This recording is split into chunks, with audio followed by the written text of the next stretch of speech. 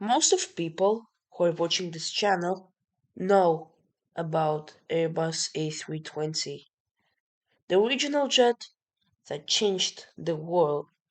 But how did it change the world and why is it so famous? So today is the video about Airbus A320, the legendary regional jet. Everything started back in 1983 when Airbus was planning to make its third airliner. So they started to plan. In the result, they came up with the design of a regional jet with turbofan new engines.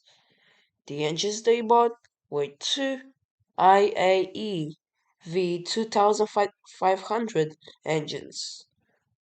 And the engines were that quiet that it was one of the reasons why A320 was so successful.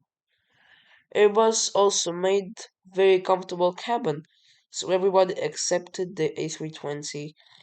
Finally, the first flight of A320 was on 22nd of February 1987. The plane went more than 3 air shows, including La Bourget in Paris and Farnborough in Hampshire, and with introduction on 18th of April 1988. Everyone tried to buy the A320. So in conclusion, why is it so good? It's cheap for a plane and it's safe, reliable, and comfortable. Subscribe so we will get to 500 subscribers.